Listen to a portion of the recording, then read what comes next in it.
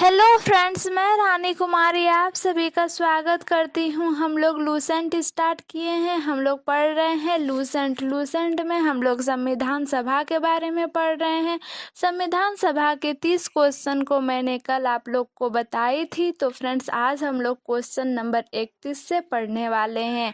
इसका page number है 120। अगर आपके पास बुक है तो आप बुक को खोल के बैठिए और पढ़ते जाइए।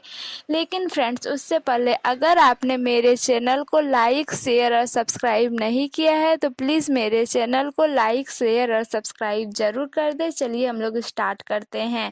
संविधान सभा के उद्घाटन अधिवेशन की अध्यक्षता किसने की थी? तो सच्चिदानंद सिन्हा ने।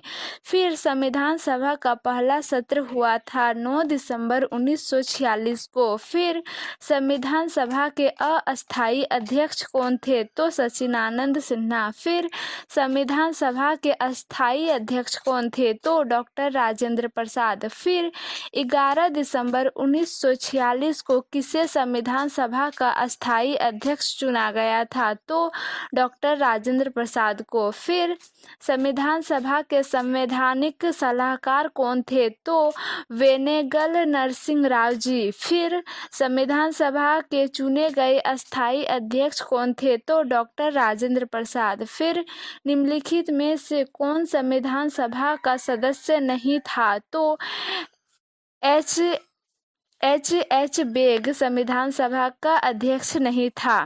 फिर संविधान के विभिन्न पहलुओं के अध्यक्ष हेतु संविधान सभा ने कितनी समितियां नियुक्त की थी? तो 13।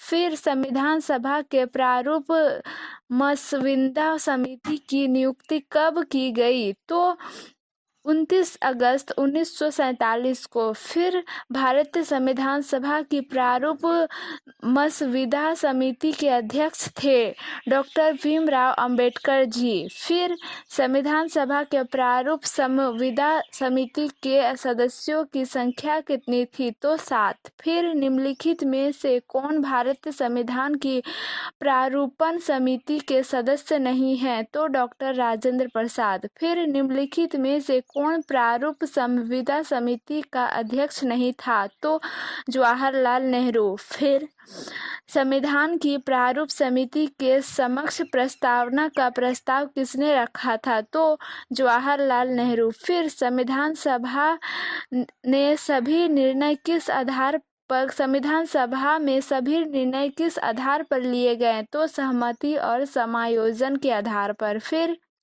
संविधान सभा में उद्देश्य प्रस्ताव किसने प्रस्तुत किया? तो जवाहरलाल नेहरू। फिर भारतीय संविधान की संघीय शक्ति समिति के अध्यक्ष कौन थे? तो पंडित जवाहरलाल नेहरू। फिर भारतीय संविधान को अपनाया गया संविधान सभा द्वारा। फिर भारत को एक संविधान देने का प्रस्ताव संविधान सभा द्वारा पारित भारत को एक संविधान देने का प्रस्ताव संविधान सभा द्वारा पारित किया गया था 22 जनवरी 1947 को। फिर संविधान निर्मात्री सभा में राष्ट्रध्वज संबंधी तर्थ समिति के अध्यक्ष थे तो डॉक्टर राजेंद्र प्रसाद। फिर राष्ट्रीय झंडे की अभिकल्पना को भारत की संविधान सभा में ग्रहण किया गया जुलाई 1947 में। फिर भारतीय संविधान सभा ने भारतीय राष्ट्रीय ध्वज को रूपरेखा को अंगीकार किया 22 जुलाई 1947 को। फिर संविधान सभा ने संविधान को अंतिम रूप से किस दिन पारित किया? तो 26 नवंबर 1949 को। फिर संविधान सभा अंतिम रूप से किस दिन आखिरी बार मिली? तो 24 जनवरी 1950 को। फिर संविधान सभा के कितने उपस्थित सदस्यों ने संविधान पर हस्ताक्षर किया? संविधान सभा के कितने उपस्थित सदस्यों ने संविधान पर हस्ताक्षर किया? तो 284 सदस्यों ने संविधान पर हस्ताक्षर किए थे। 284 सदस्य उपस्थित थे। फिर संविधान सभा द्वारा अंतिम रूप से पारित संविधान में कुल कितने अनुच्छेद और अनुसूचियां थी?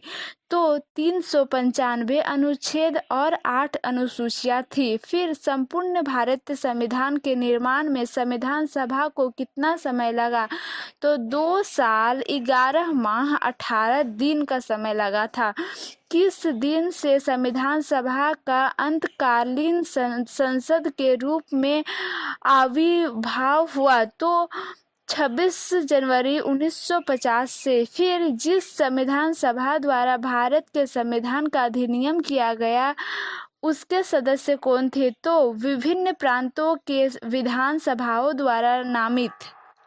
फिर भारत के लिए संविधान सभा की रचना हेतु संविधान सभा का विचार निम्नलिखित में से सर्वप्रथम किसने प्रस्तुत किया था? तो स्वराज पार्टी ने 1924 में। फिर निम्नलिखित कथनों में से कौन सा कथन सही है? तो इसका आंसर होगा ऑप्शन ए। फिर निम्नलिखित कथनों में से कौन सा संविधान सभा के गठन के बारे में सही है? तो इसका आंसर होगा ऑप्शन डी 1 और 4 दोनों। फिर भारतीय संविधान सभा के प्रथम दिन के अधिवेशन की अध्यक्षता इन्होंने की है? तो डॉक्टर सच्चिदानंद सिन्हा।